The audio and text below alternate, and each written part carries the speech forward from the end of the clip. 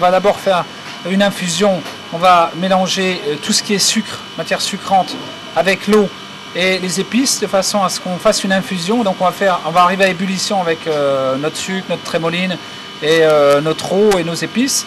Quand c'est arrivé à ébullition, on va stopper le processus pendant 24 heures. Donc on va laisser l'infusion se faire de façon à avoir un maximum d'arôme dans notre infusion et remélanger ça ensuite à notre pain d'épices, à notre recette de pain d'épices. L'idée, c'est bien évidemment d'avoir des pains d'épices qui aient énormément d'arômes, qui soient chargés en goût et qui nous rappellent notre enfance pour tous ceux qui ont eu la chance de manger du pain d'épices. Alors on va rajouter bien évidemment la farine.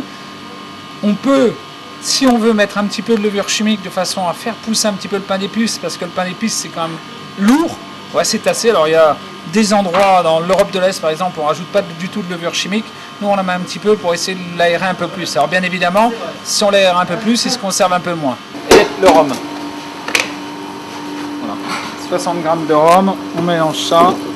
Alors vous pouvez soit prendre du rhum en bouteille, soit prendre de la gelée de rhum, du rhum qui est un peu plus épais. Et ensuite on va le mélanger au batteur, ou avec un fouet ou avec une petite palette à la main, de façon artisanale, pour avoir un mélange qui soit complètement homogène, surtout enlever les grumeaux qui pourraient se former avec la farine.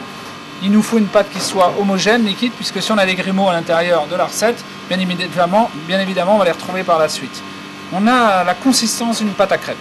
Quand on fait du pain d'épices réel, c'est-à-dire pas les sapins comme ça, la seule chose qu'on va rajouter à l'intérieur, ça va être des pruneaux, des abricots, de l'orange et des amandes.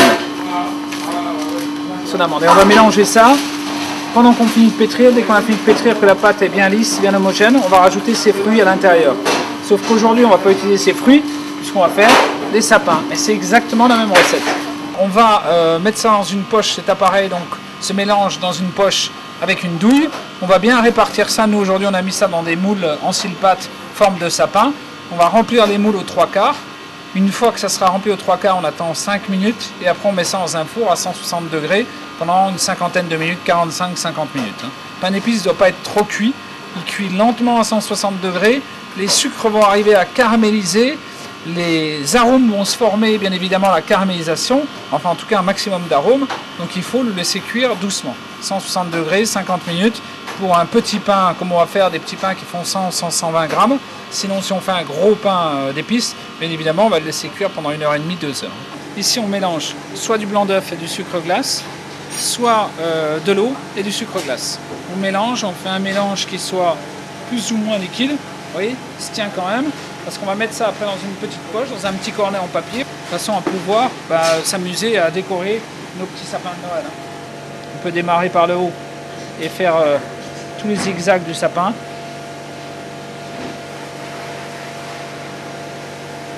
Vous voyez, on peut aussi les faire comme ça, les décorer comme ça. On peut seulement faire les pointes du sapin, parce qu'on va mettre des bonbons dessus. Donc, juste pour les décorer comme ça. Hein. Et on met nos petits bonbons aux extrémités. C'est ça que je vous disais que c'était très ludique, très sympa. Là, pour les enfants, bien évidemment. Hein.